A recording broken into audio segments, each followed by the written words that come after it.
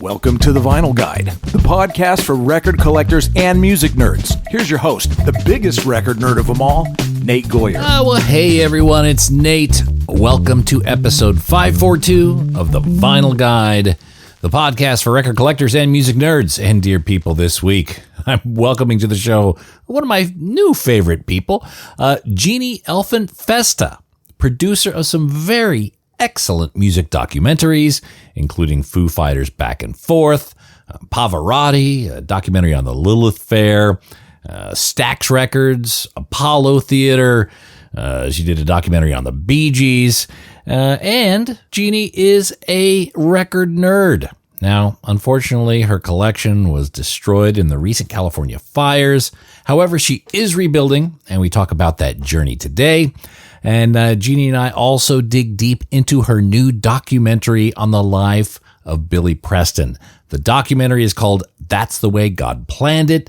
It is currently enjoying rave reviews and theater screenings all over the world. New York, New Orleans, San Francisco, Hollywood, Montreal, South Carolina, and more. There's dates and locations at billyprestonfilm.com. You got to watch the trailer. And by the way, Billy Preston documentary is an excellent way to enjoy those extra days of the Easter break. Sitting in a movie theater, eating popcorn with someone you love, and enjoying a music documentary on the big screen.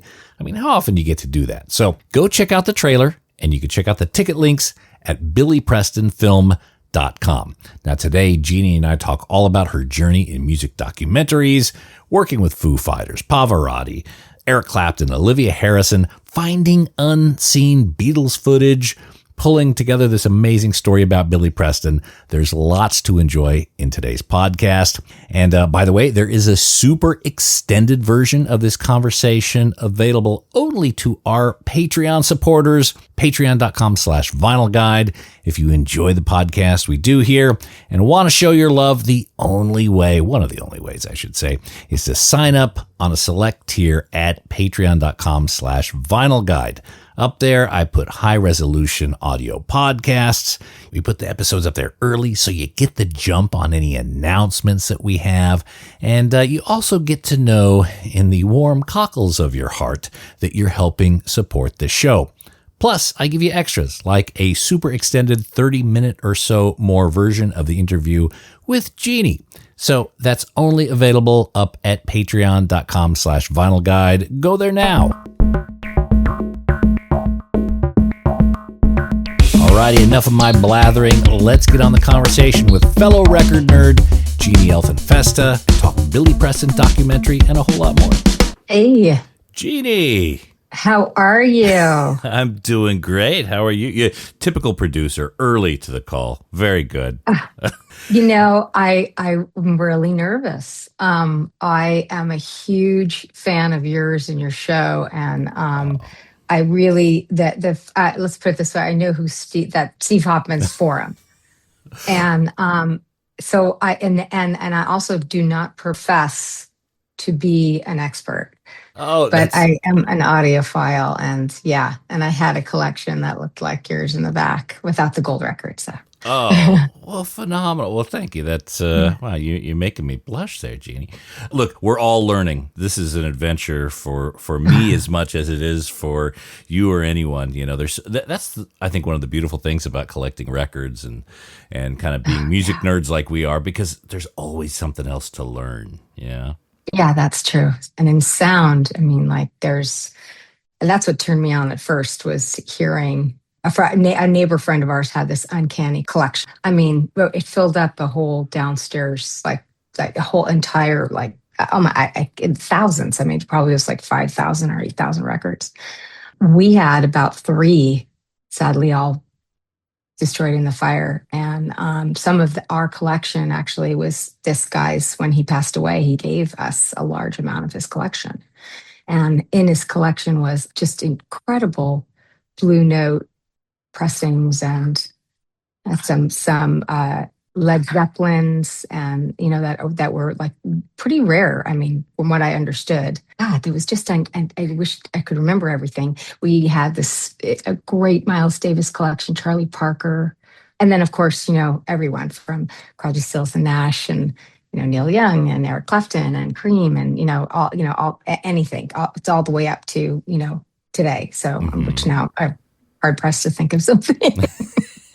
So these were destroyed. Is this the recent kind of Malibu fires, something like that? Palisades. I lived in the Palisades. I mean, how does one go through that? Obviously, there's so many other things, a lot of tragedies, and I think there were, people losing. Oh, people more lost than their lives and collections. pets and kids, and we were, relieved that every human being and our animals are safe, because we have a cockatoo that's 28 years old or 27 years old, and we have a German Shepherd that's very, was sort of a puppyish at that time, is 3 years old, so very impressionable. If you know German Shepherds, they're very empathetic. Right. And so everybody's healthy. Everybody's healthy. Well, that's good. That's good. So when you lose a collection like that, do you think about restarting? Like, how do you approach? Do you rebuild? What do you do? Well, it's interesting, because what I like to do on my time off, and especially on the weekends, is play my records. That was my solace. Sit outside. And let me just backtrack for a half a sec. We lived in this house for 37 years. We went through a big rebuild. We kept its beautiful, kind of one-story kind of feel loft, but it did have a downstairs, and the entire downstairs was dedicated to the record collection. It was literally built. It's a mathematical equation on a perfect sound room. So that section we put, extended a master and kind of made it bigger, and, I kind of pushed out some walls.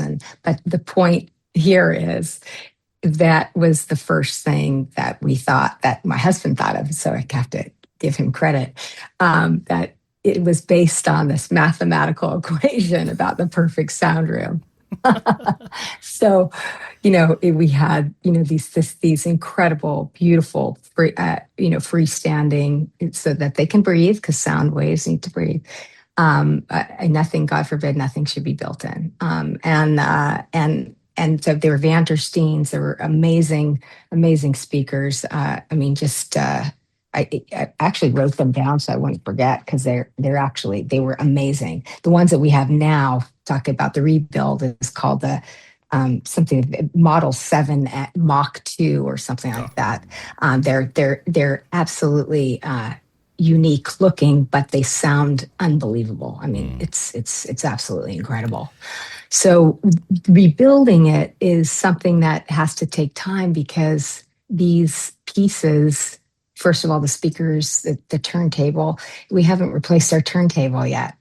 And my brother-in-law and some friends gave us some records, and a record player, but we hesitate to even put them on it, because, we had this, like, it was an Oracle turntable, and it had this handmade needle that was like wrapped in wood. It was like a handcrafted wood cartridge, and it was, whenever my husband would hear it skip at the end of the album, he'd be like, you know how much that needle costs? It would remind me. Oh my goodness. So rebuilding is taking a long time, a really long time. Music is clearly a major part of your life, and even, into all these documentaries, and your resume of documentaries, again, just confirms your love of music. Where did that come from? Do you know where that germinated?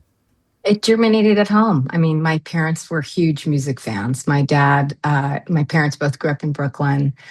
They loved Harlem. They used to regale us with stories about sneaking into the Apollo Theater. Of course, years later, I made this film, and I told them about that, and they said, "Where did he sneak in? Where did they?" And he would tell me this back fire escape, and they'd climb all the way up to the top, which would take them to the third floor, and it's really daunting when you're looking down from the third floor of the Apollo Theater. And she took me outside. I took pictures of it. She said, "Look, now we've got these gates around it. Yeah, you can't sneak in anymore. Closed your loophole." Right. But he used to say that at the end of a show, he'd always carry a saxophone with him, and he'd go outside where they would let the loading dock.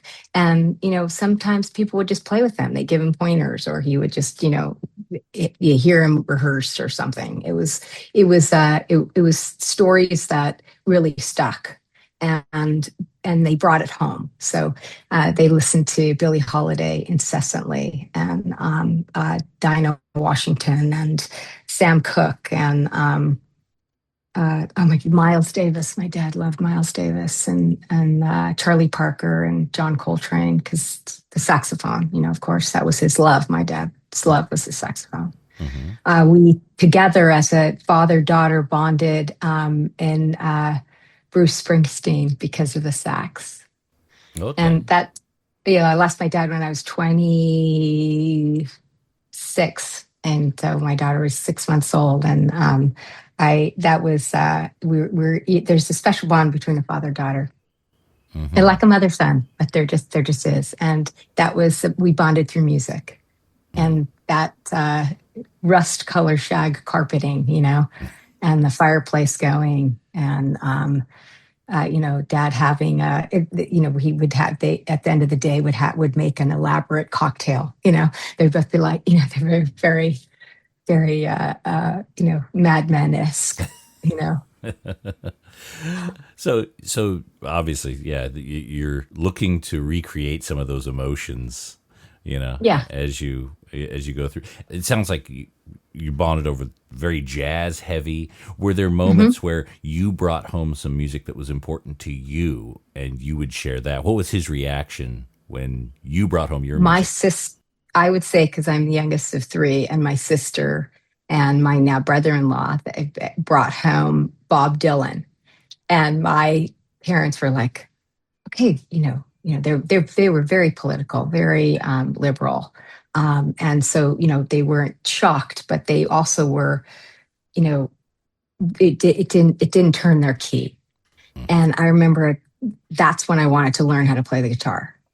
And I started to learn, Blowing in the Wind, and I started to play. And that was when I just picked up that acoustic guitar. And it was something that was for me. But it was my sister and my brother that brought that home. They loved the Beatles. My parents loved the Beatles. So there was a lot of things that, even though they looked like, my mom looked like June Cleaver. She was from Brooklyn, because she struggled to get that Brooklyn accent out, and she sounded very Upper East Side, or Upper West Side, excuse me. And so they were very. And my father was a podiatrist in town and treated a lot of local celebrities, big celebrities. My favorite story of my dad, because it involves Miles Davis. My dad never did house calls. And one day he said, I'm doing a house call. And we're like, what? And he said, I got a phone call, and I recognized the voice immediately. And he knew approximately where he lived. And so he went and periodically did house calls for Miles Davis. Treated his foot ailments, whatever they were. I never knew what they were, because Dad always kept things private, but apparently he needed something done to his feet. Answer that phone call. Yeah, my motherfucking foot hurts. Yeah. That's what he said. He said, basically, like, he knew exactly who this was. It was an end of the day call. It was like right before 6, something like that. Yeah, got a motherfucking bunion. Yeah, I don't know what it was. I don't know what he was. He took his vow of privacy very seriously, so I don't know what it was. Okay. So it's very clear where your love of music came from. How about your love of storytelling? How did that start to form? I would say, my mom definitely, my parents were from they loved the Catskills. When they were teenagers, they worked there every year. I can't remember what hotel it was. And they both did plays. So they were both wanted to be actors and musicians, and ended up being real estate and a doctor. Mm-hmm. But that was it. That was their passion. So they would take us to plays. We would watch, we would watch movies together. I think, it was just ingrained in the home. It was just ingrained in the home. your love of music? And obviously, when it comes to someone like Billy Preston, he's so diverse in his styles and the sort of music that he would play, his art. I would imagine your father's record collection, obviously yours was as well, very eclectic. Yeah. Incredibly eclectic. I mean, like our record collection it ranged from Rage Against the Machine. That was me. And my husband loved, Breakfast in America, I'm just trying to think his other favorite, The Lamb Lies Down on Broadway. I remember when we first got together, he pulled that album out and was reading the liner notes. And that was like the liner notes to me in an album are like, it's like icing in a cake, or that you just love because you're listening to something and you're reading at the same time. Mm-hmm. It's so tactile, and and each album has its own odor. I know that sounds really weird, but if I'm so glad you're nodding yes, because it does. It really does. Each album feels differently. You know, Crosby, Stills, and Nash had albums with texture. Deja Vu was a textured top. It had a label, a image that went on top. It had that textured feeling on the outside of the album. I mean, there was something it's giving me goosebumps, like thinking about it right now, because it's such an effective memory. Mm-hmm. So I'm just trying to answer your question in elegant, but I can't. I think that albums are like a movie, mm-hmm. or they're definitely an art piece. The artist is telling us to listen to track 1, to track 2, to track. They're telling us to listen to these right now. There's nothing that you're looking at. There's nothing that's going, oh, this was so and so, and they wrote, and no, we're not doing that. We're not even looking at the words yet. Mm-hmm. We're just putting it on and we're listening to side 1. We're not moving it around. We're listening to side 1, and it is gratifying. There's nothing more gratifying than that. And in the last track, and Goodbye Yellow Brick Road is a movie. Yeah. If you starts with Funeral for a Friend. And then now I can't think of the rest of them. I mean, but Harmony, you've got this. I think it ends with Harmony. Thing. Oh my God! It's like unbelievable of a record. Yeah, it's unbelievable. So I think that's. I mean, when people always ask me, well, what was your segue and what was it really starts with passion, because this isn't like a massive money-making thing. I wish it was, but it's not. It's something that I'm really passionate about, and really passionate about that, telling a story that you can in an hour 40 or in 2 hours, anything under 2 hours, it's really difficult to do. You have to, you're not doing it alone. It's a team effort, and music is a team effort. You might be able to be a soloist and play something alone, but eventually you're going to need a team. Mm-hmm. You know what I mean? Oh yeah. Oh no, I think you're describing it very well, Jeanne.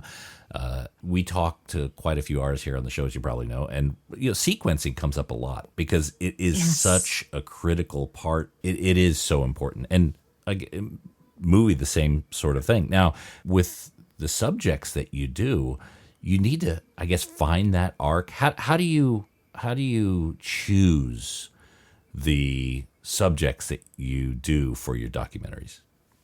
Well, I think that I've been really lucky because I loved Nirvana and I loved the Foo Fighters, and I knew what the story was before I got involved in that film. In the Foo Fighters Back and Forth.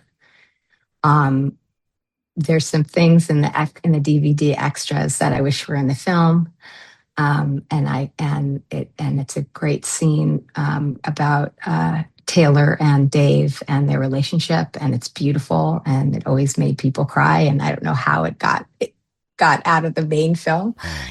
So anybody has it, the old DVD, the extras. is worth it.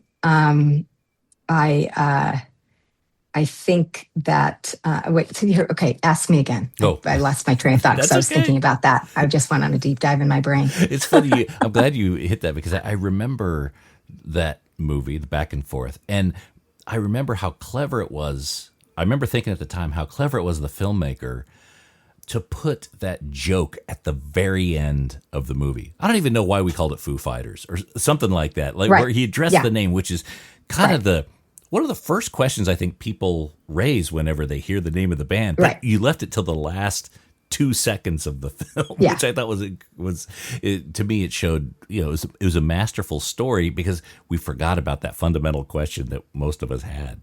But choosing your subjects, I guess, subjects would. Okay. Choose. Yeah. Okay. I'll go back to choosing my subjects and try to answer that. Well, so I feel like there's and this was really ethereal and so just hold on. I'll come back to the right point.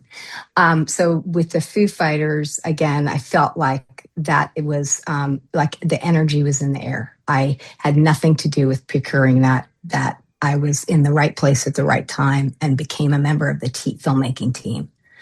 And I feel like that was the beginning of the opening yourself up to letting things come to you. It's like, that magical force that people talk about.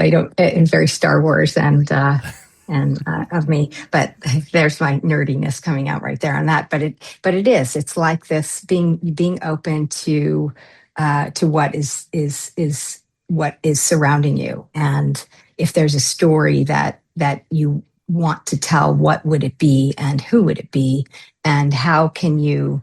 And then it just seems to have come. Now, the other thing was I was working with this company and this person, my business partner, Nigel Sinclair, who his first documentary was Bob Dylan, No Direction Home. And his second one was George Harrison, Living the Material World, and the Who, Amazing Journey. So on the Who's Amazing Journey, at the beginning, there's a record collection. And what you're seeing is our friend Randy's record collection at the beginning, because it's so cool. And the way he has it just looks very 70s. It's like, it's very cool. So I think I was in the right place at the right time. I have a uncanny way of people telling me things, and then it's like I don't have the bandwidth, so it just goes out the other. It's there. I rarely remember if somebody tells me something, make sure no one knows about X, Y, and Z, then it's gone. And then what's annoying to the person who tells me something is then I forget. So if they're talking to me about it, I'll say, well, what is it? And they're going, no, you didn't legitimately forget what I told you. I said, yes, I did. Oh yeah, because if it's out, it's out. I mean, it's gone. It's like out of my brain. It's out. So I don't have a lot of pictures. I'm not a picture taker. I never want to. This is such a personal thing that we're doing, because you're talking about a process that people don't really like to talk about, because it's something that, again, is also it's magical, and it creating music. Barry Gibb, Coldplay. Oh my God, how can I forget it? I'm forgetting his first name. They all talk about how when you're creating music, it just comes to you. There's a story that Christine McVie tells about how Songbird came to her, and it came to her, and she didn't have a tape recorder, and she said, "God damn it, I can't call anyone; they're out." And she had to play it all night. Woke up early, went down to the studio, said, hit record, and then she went back to go to bed, because they were like, "What? This is great." She's like, "I got to sleep." Now we'll come back. When I sleep, we'll come back and we'll work the song out. But it was like, that's it. It's something that happens and comes in a wave. Barry Gibb said it. Every one of our artists has said that. Pavarotti's voice, you can't say you're born with that voice. You create it, and then it matures, and then it's your being is interpreting how it's sung. And so there's a person who's doesn't read music, but had this gift of giving us his interpretation of these songs that I can't listen to opera unless it's him. And I know that's kind of snobby, but sorry, just is. His voice is very different from anyone's voice. And that part of it, that part of getting to be able to have people trust that we're going to tell a story that's going to honor their work, that's going to be permanent, right? And it'll be like their best album. But it may not be Cradle to the Grave. Depends on the story. Bob Dylan, No Direction Home was 3 years of his life. The Beatles, 8 Days a Week was 4 years, 5 years, their touring years, and that's it. And then they were out of there. And so it's fun to figure out that part of the story, like where are we going to weave this in? It's much harder to do it with a band like Fleetwood Mac, because there's four of these incredibly talented human beings with very complex lives. But the only reason that we're here talking about them today, and the only reason that Rumors is what it is, and that first album they coined the White Album, and Tusk has its comeback, so to speak, gets its upcoming, gets its props as it should, and all the other albums that they did is because of the music.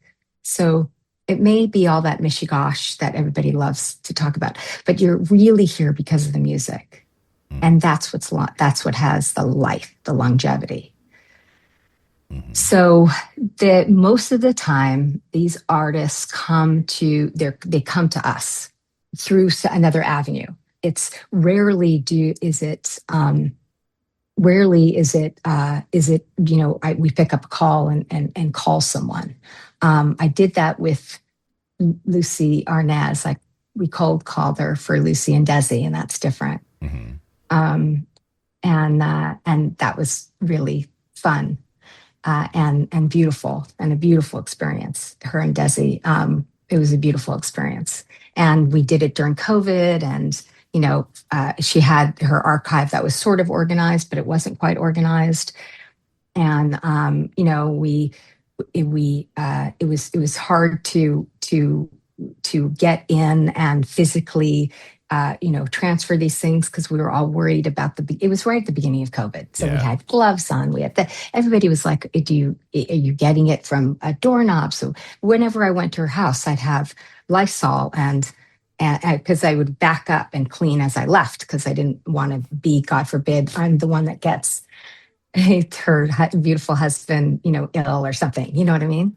Mm-hmm. And so these things, I feel like they come in the ether, but like at the same time, I always wanted to tell the story about Billy Preston. It's something that the first time I heard Billy Preston was in my parents' living room after we were listening to a Beatles record, because it was either Let It Be or Abbey Road. And my dad pulled out the Sam Cooke album, 16-Year-Old Soul. And when we listened to Billy Preston, and I remember Billy Preston on SNL, Nothing from Nothing. And I remember we had a screening out in New York, and my cousin showed up, and he said, I remember your father's humming that tune, Nothing from Nothing, excuse me. Mm-hmm. And so where it comes from, I feel like it comes from an organic place, because I still feel like I have things on my, Field of Dreams list, build it, it will come. You know what I mean? Mm-hmm. That I don't want to, you you say it out loud, sometimes it doesn't happen, and sometimes it does. That, And yeah, that's how. yeah. That's it. Long-winded. Look, I understand, and I subscribe to the let the universe provide something. Yeah. And I think, it feels like maybe you and I in our lives have been blessed with the opportunity to allow that. And the way, I guess I'm curious, the way you approach a story like Billy Preston, where the subject is no longer around, to someone like Fleetwood Mac or Foo Fighters, what is the difference in approach in each of those scenarios? Well, with Pavarotti had passed, and Billy and the Bee Gees, Bee Gees, How Do You Mend a Broken Heart? We only, Barry's sole survivor, and it was really, really difficult for Barry, and he kept saying, "These are my memories," and we said, "That's okay." I mean, you're the oldest brother of four brothers that were incredibly famous, and you sang your entire life. You're obviously this is difficult. And it's okay. Let us get that, at least that. And that's how we open the film. Frank Marshall directed that beautiful film. And Frank has a knack of being, when he talks to when he does interviews, it's like you're talking to like your brother's friend that you like, not like you have a crush on, but like your buddy, there's something that's very comforting, it's super, it doesn't come at you with these pointed questions. You're having a conversation. And we always work with this guy named Mark Monroe too. He's great, but also one of my partners here, Cassidy Hartman, is an amazing writer and amazing interviewer. She's a journalist by trade, but her interview style is also really, she looks a lot younger than her years. So you're not expecting that what she's saying. She's very articulate, way more articulate than I am. Let's put it that way.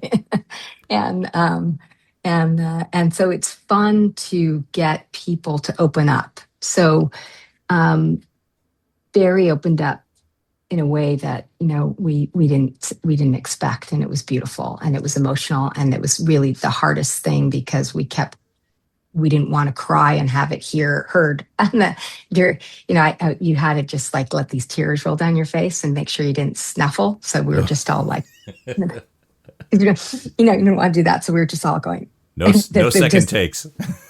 No, because yeah. And then with Billy, it was difficult because he's not here. Luckily, he had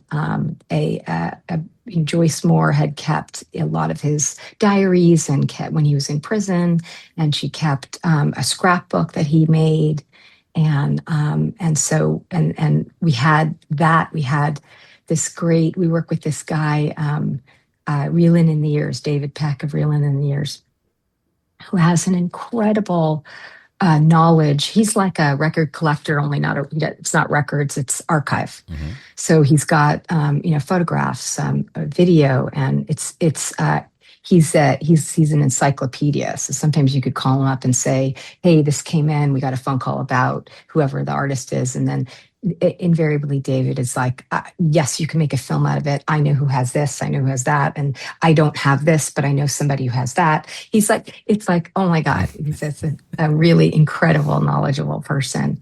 So with Billy, we utilized him a lot. We've got a great guy in house here who's also an old soul and is an amazing archivist, Patrick Ryan.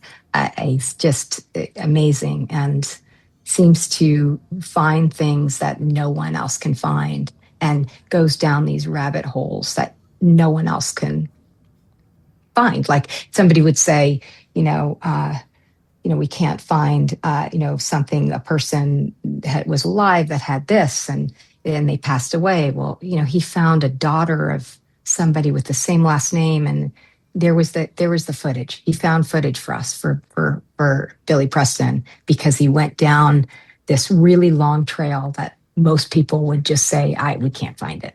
Yeah. And he did. Like, it's just incredible. Has there been an instance where you found some footage that really fundamentally changed the story or became a centerpiece? Yeah, absolutely. I mean, I was just trying. There was that what Patrick told me about that particular footage. It was in the film. We used it a lot. There were like old home, old I was just trying to remember that there was for the Beach Boys. Absolutely, the Beach Boys. He found. That I was a granddaughter of someone who had undeveloped home movies of the Beach Boys. It was incredible. It was incredible.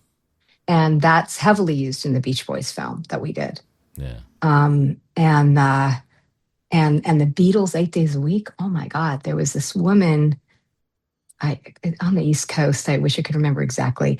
And we had put out which we do in most of our films, if anyone has any home movies or had Super 8s or what have you, for this artist, and call it in. And a lot of times we get this not such great stuff, but on this one, a woman called up and said, my parents are still living in the same home. And she's like my age. She's like, in her 60s. And she's like, my parents still have their home. They're still alive. And I think underneath my childhood bed is some undeveloped film that I took of the Beatles.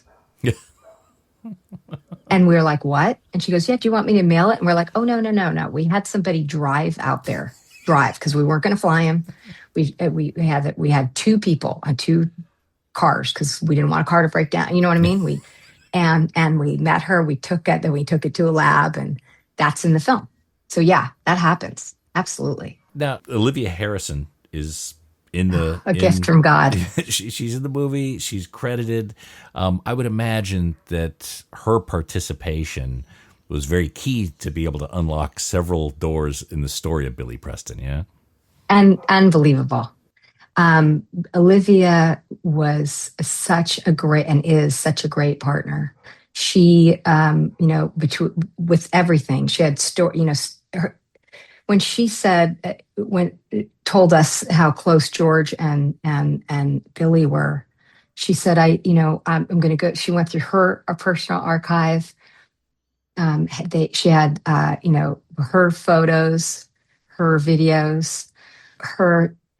She's I think she's redoing George Harrison's the Bangladesh, and then George's when everyone came together in honor of George, concert for George, and she's concert for George. And when she said, I think I'll just give Peter Jackson a ring. You don't want to get your hopes up on something like that. And her and Jonathan Clyde, who've been with the Beatles organization for a long time as well. And you can't, but let me just give Olivia the props that she deserves. This woman is amazing. And she, together with Jonathan, brought us footage in that film that you've never seen before, fully restored. And it's absolutely beautiful. I'm getting goosebumps thinking about when we first saw it, because it was after. I was trying to think, it was before or after we interviewed Ringo, and my partner Stephanie Lane got to interview Ringo, although we were all there. But they had hit it off, and so she just sat there and just started talking to Ringo, and it was magic. And Ringo says, Billy just walked in and he was just like, hey, yeah. Well, in order to understand that, we're a visual medium. To have the footage to support what is the words that are coming out of beautiful Ringo's mouth was magic. I know I'm overusing that word, but it is, I don't know what other word to describe, because then you can see what people meant about Billy when others said, when Bill Maxwell, his drummer, who is the liaison for Eric Clapton, and when Eric says the following, Billy would come into a room and he had this channel, and this channel that he could just not suck any air out of a room. It wasn't that There wasn't a need. There was no need. He just floated in, and he would sit down, and you hear Paul and John say, yeah, go ahead, if you want to sit at a piano or keys, and he sits at the Fender Rhodes, and he starts to just play, and you can see in their faces, you see it. Mm-hmm. That's great. So you're witnessing it, and that was a massive gift. And of course, Olivia can help us to get Eric Clapton, and Jonathan, who lives in the UK, interviewed Eric Clapton, and they've been, they're friends. So you can see when Eric and Glenn Johns are talking. It's probably the only time Glenn Johns is smiling, right? And his life was on with today's world, remembering, but he's friends with Jonathan. So there was that, when you create a space for your interview subjects to just relax, like after they get past there's 2 cameras, there's lights, we're powdering them and making them look great, then to just relax, let's chat about why we're here, it makes it so much better. And Mr. Eric Clapton, he at first didn't want to do it because it was painful for him. This is somebody who we lost, and is his friend. And, it's, we're old enough now that I'm sure you've lost some friends to what, either cancer or, God forbid, a suicide, or, just accidental drug overdose, whatever. It's very, very difficult to talk about. And I thought that he opened up in a way I've never seen a lot of people open up, not just the fact that he's Eric Clapton. So it's, he's a very open, very nice, very gifted, sweet man to do that for Billy. I believe, and his legacy. I would imagine there's also a fair bit of, when Eric's thinking about Billy, there, but by the grace of God go I, because, he was on a very self-destructive path in portions of his life as well. He talks about that. Yeah. And with these interviews, and again, I do this a lot, and I love the art of an interview, and I'm curious as to, you have these, very experienced people with interviews. Mick Jagger, Eric Clapton, Ringo Starr. They've been interviewed so many times. There's very little that they can give up that they haven't given up. And a lot of times they have these very polished anecdotes.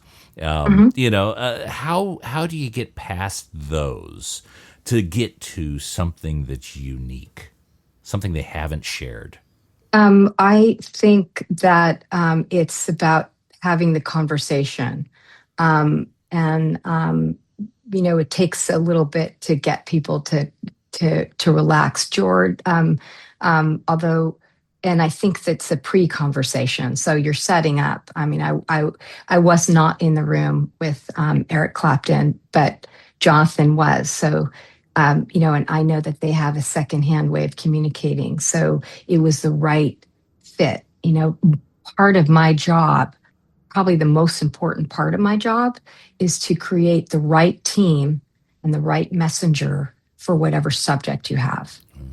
So that's really the biggest part of it. Otherwise, people always say, well, does your film have, invariably, anybody will always ask, does it have a lot of talking heads?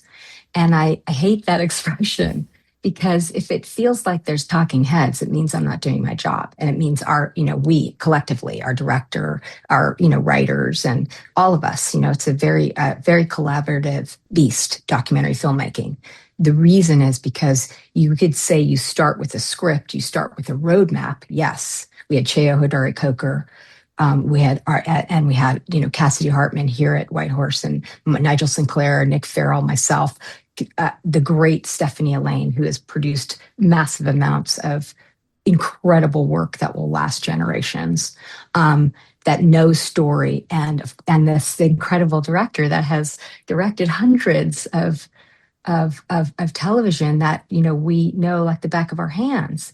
So we had this incredible group, but that building of those team members are so important. So, and I always wanted to work with Stephanie Lane. I basically cold called her and said, I'm Jeannie. I work for this company.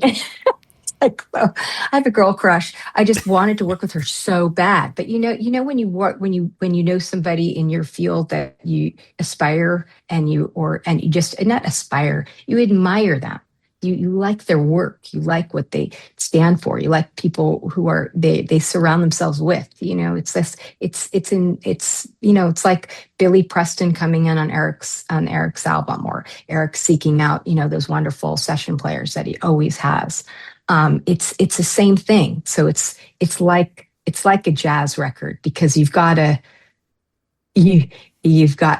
really flow with it. With Billy Preston, we knew going in. I grew up in LA. Stephanie grew up in LA. We knew that he had a very conflicted, controversial life.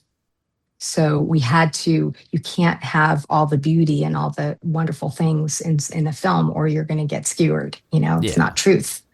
So, we had to cover that stuff, that whatever you want to call it, the contradictions of one's life, in the film, and have it explained for the layman, what it, meaning like people who are just coming into movies, or they want that this is these paths that he went through. And I think that, we did a really good job of it. And I think that this team was the right team. Paris has publicly said that he went on it could have been a similar journey as Billy's. And if he were born 10 years earlier, and he wouldn't have had the help that he got. And I feel like this film can spark those kinds of conversations. Mm-hmm. Just like I felt like the way we portrayed the Apollo at the Apollo Theater, it wasn't a clip reel. And we had so many people saying, "Oh yeah, we're going to do this," and it sounds like a clip reel. And me and my partner who produced that, along with Lisa Cortez, who was one of the other producers, and the director Roger Ross Williams, were like, "It can't be a clip reel. This is something that's like, this is more than." We have to explain the Chitlin circuit. We have to explain why that building is so important for people. Why, and explain it in a fun way, which is also really hard to do. So, team building is by far the most important thing. So that when you're having these types of conversations that we're having right now, you're more relaxed to let your hair down, so to speak. You know what? I hope that's clear. It is.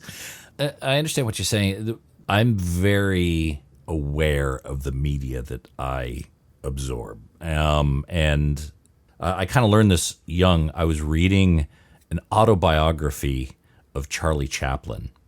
And it was obvious to me how he was, after reading other biographies of him, his autobiography skewed the stories very differently. And that's when I started. That's when I love biographies, but I'm very suspicious of autobiographies. And I think the same thing with documentaries these days. There are documentaries that I'll watch, and then I'll see in the credits that the producers are the subject or the children of the subject, and sometimes it feels to me like, is this creation of a storyline or developing a view on the person's legacy? Whereas Billy, he wasn't involved. It was telling the story. It was very honest. It was very earnest. How do you balance, as a documentarian, being able to balance what the true narrative is and when it's being sculpted for perhaps alternative reasons? Well, you, like any journalist or any news organization, you've got to have at least 3 sources. And you can't use something that's a lot of hearsay just because that's a story, especially when somebody's not living. when somebody's not living, to take somebody else's word that they, oh, I swear to God that so and so slept with so and blah blah blah. I mean, my God, that's like high school. Yeah. You know, I Gossip. mean, it's a rumor mill. Yeah. Yeah, it's gossip. It's just gossip. So I think that's a big rule that we take, is very much like you would think about it as in a journalistic aspect, but it's also, I think, very important to look for witnesses, and that's what our interviewees are. You, you know, we don't like stunt casting. Stunt casting is takes you out of story. When someone's not alive, you need to have people who knew the subject and who can take. That's why when I said a second ago, we don't think of our interview subjects as talking heads. They're taking us down the river of where we're about to go next.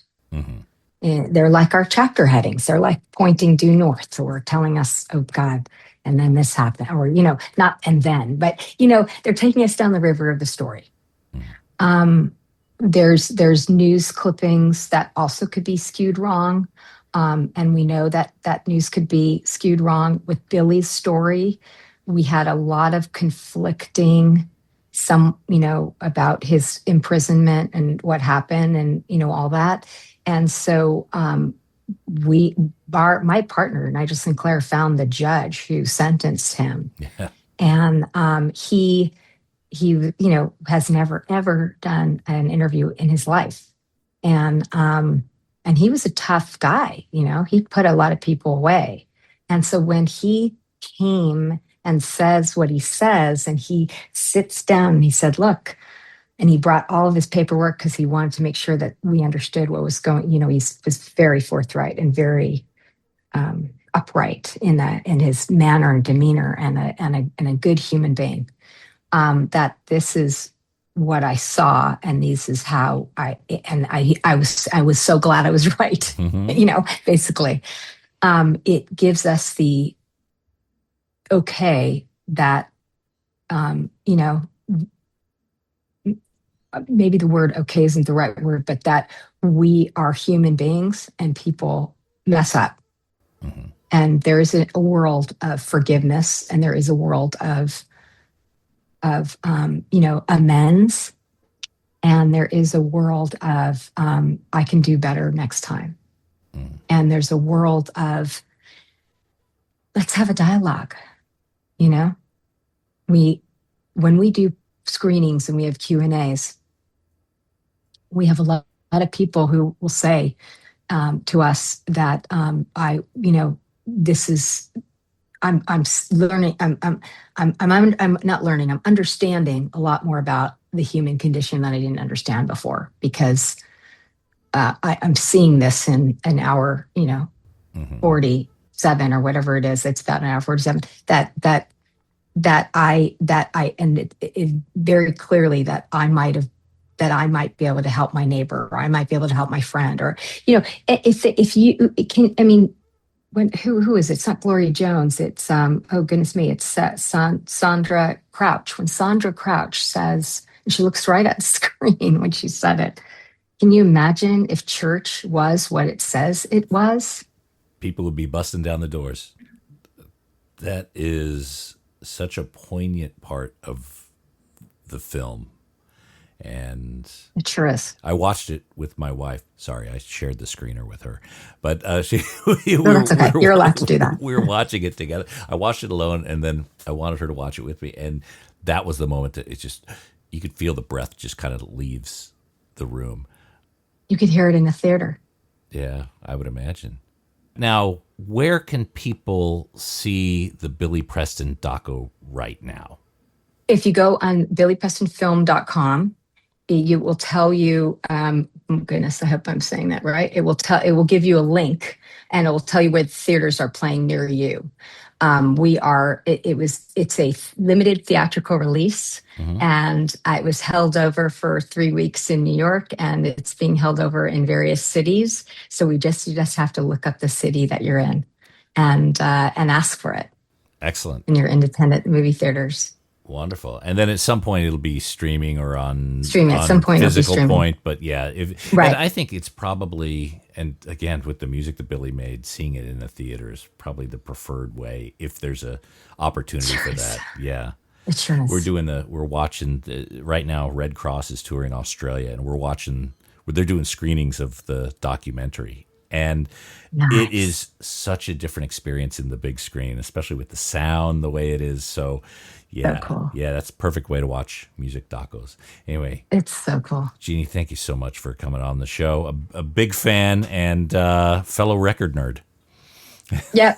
Thank you. I know, right? Here, I should be like Stephen Colbert. Send me your records too, listeners. Yeah.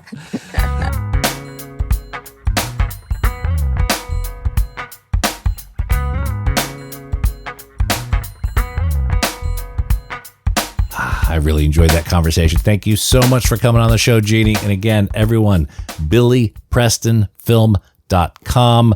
Lots of screening dates available. It's not streaming anywhere. You got to see it in a real theater. And if you can, that's the way to do it. New York, New Orleans, San Francisco, South Carolina. Lots of dates, locations, ticket links in the trailer at BillyPrestonFilm.com. Oh, and don't forget the super extended version of this conversation, an extra 30 or so minutes of chit-chatting with Jeannie, only for Patreon supporters, patreon.com/Vinyl Guide. And that's it for this episode of The Vinyl Guide. Thank you so much for tuning in. Thanks to everyone who's sharing these episodes on social media, leaving positive reviews on Apple Podcasts and Spotify. You all rock the house. Now we're going to be back shortly with a brand new episode. So until we talk next time, you all behave yourselves. And thanks again for listening to The Vinyl Guide podcast. Cheers.